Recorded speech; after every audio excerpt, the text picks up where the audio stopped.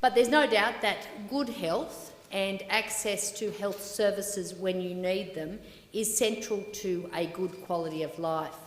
And our vision for health services and the health system in New South Wales at its most simple is for a health system that is accessible, safe and compassionate, one that is able to provide high quality services, but to provide those services in the most cost-effective way.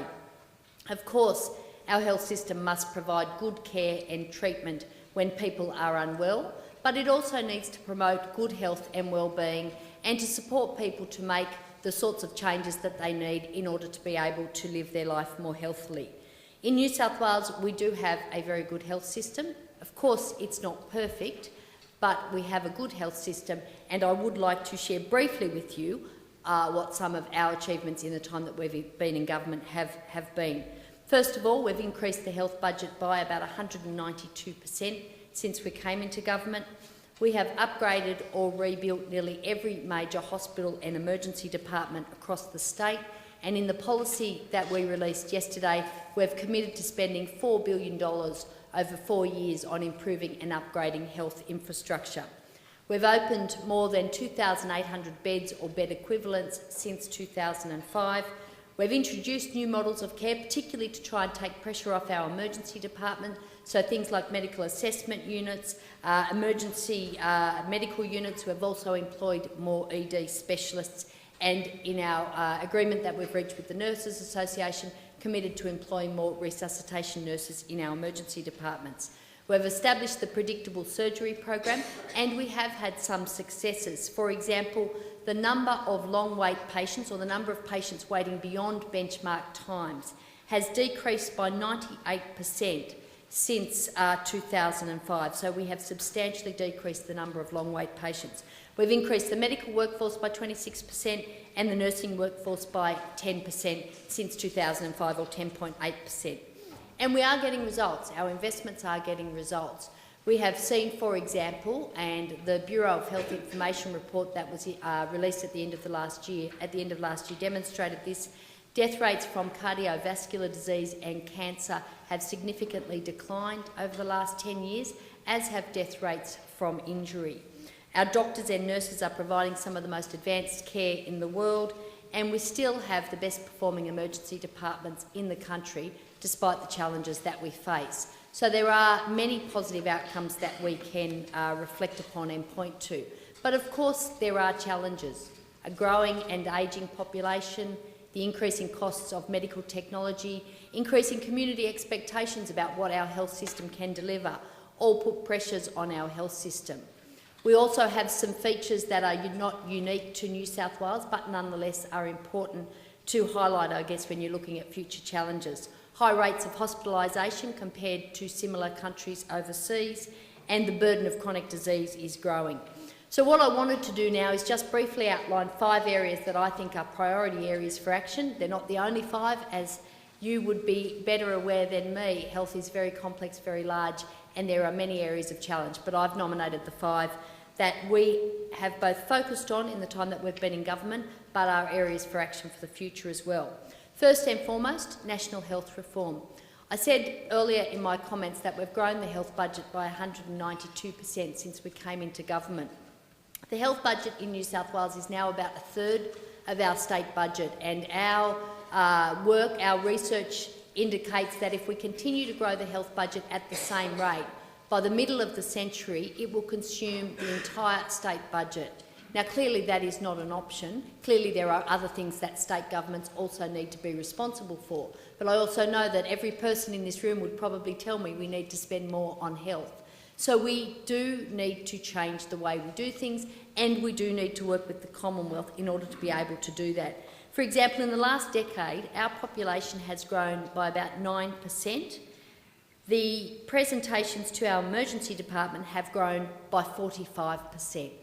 So we have to be able to provide better care in the community. We have to be able to get better integration between primary care and our acute care system and aged care. And we have to make sure that we can provide the right care to people in the right place at the right time. And we can't do that if we don't work with the Commonwealth. So national health reform is essential. We believe the COAG agreement takes us further along the path to achieving some of these things.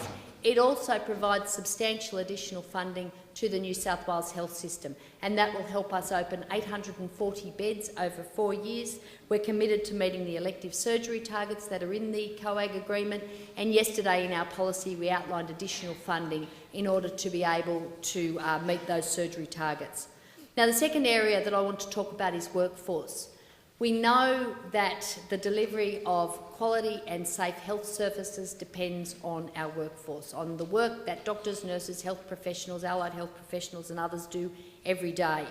We do need to work harder to better engage clinicians in both the planning and delivery of health services. I think we've made some positive changes in that regard in the last 18 months and earlier than that, but particularly in the last 18 months. But it continues to remain a challenge and we have to work harder on that front.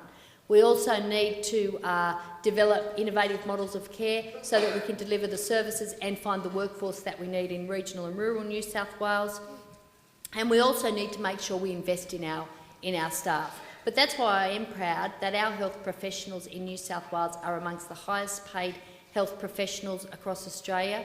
We've established SETI in order to better coordinate clinical training, and we've also in our policy yesterday committed to expanding training opportunities, more funding for intern training positions and also additional funding for specialty training. We're also working with states and territories to develop a national training plan through Health Workforce Australia.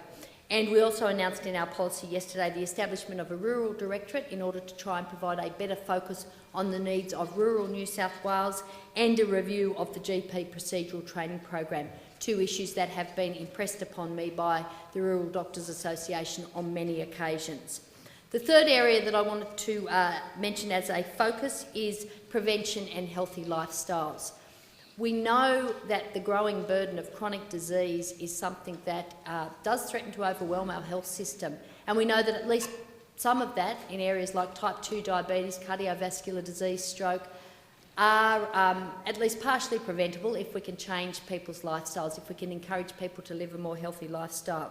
I am always extremely troubled by the statistic that shows about 25% of children and young people are overweight or obese, and 50% of adults are overweight or obese. These are challenges that no Western nation has effectively combated or addressed, but we have to keep trying and we have to do more. We've got a lot of good programs, particularly programs focused on our schools to encourage children to eat better, to encourage children to get more exercise. We're committed to continuing those programs, to strengthening those programs, also to providing better coordinated care in the community, particularly for Indigenous people, because we know the rates of chronic disease amongst Indigenous people are even higher than they are for the non-Indigenous population. We're also committed to further restricting smoking in public places, because if there's anything that we've done in our time of government that's actually probably made a bigger difference to the health outcomes for the New South Wales population, it's been what we've been able to do on smoking and to be able to get the rates of smoking down. So we're committed to doing more in that area. Fourth area I want to mention, implementing new models of care to make our health system more efficient and safer. I sometimes think that when we talk about health and how we deliver health services, efficiency gets a really bad name. It's almost like a dirty word. And yet we do know that a safer health system is a more efficient one. And so we have to continually find ways to work better and smarter and to make our health system safer. We know that one of the ways that we can do this is to standardise how patients are treated by adopting clinician-led models of care. And we've taken this very seriously with the establishment of the Agency for Clinical Innovation and also the establishment of the Clinical Excellence Commission. And I think they are doing some really excellent work, and we are committed to those two agencies as two of the four pillars to drive reform in the health system.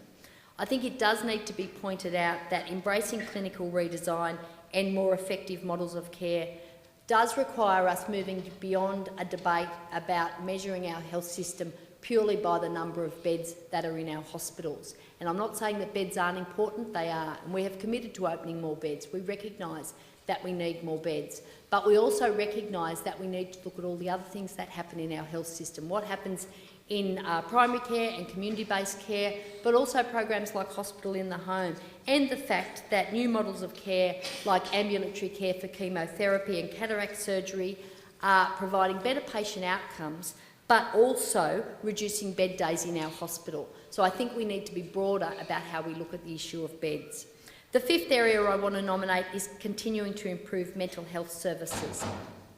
Does that mean I have to wind up? No. Oh. I am winding up anyway.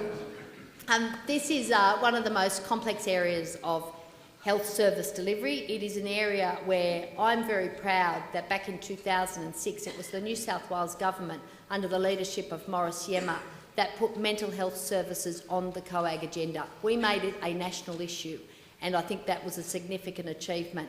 But I also acknowledge that in the most recent discussions about national health reform, mental health hasn't had quite the same focus and hasn't had the focus that it needs or deserves. I think that's now starting to change with a federal minister particularly focused on mental health services, but we know that mental health is one of the largest single contributors to the disability burden, and we know we need to do more to be able to improve mental health services.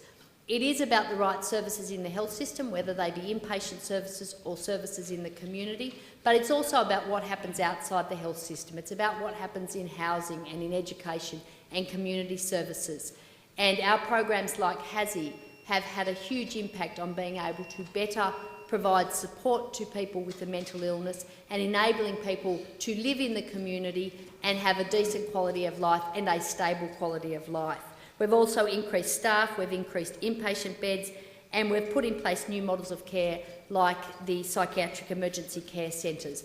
But there is a lot more that we need to do. We'll be releasing our mental health policy in the coming weeks, and as I said, a lot more to make sure that we deliver on our goal of a just and compassionate society.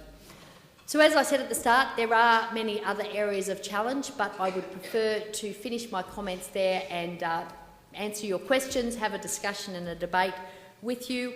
Can I thank in closing Michael and the AMA both for organising today's debate, which I think is very important, but also for the working relationship that we have had in the time that I have been Health Minister. I have appreciated your input, your advice. We haven't always agreed.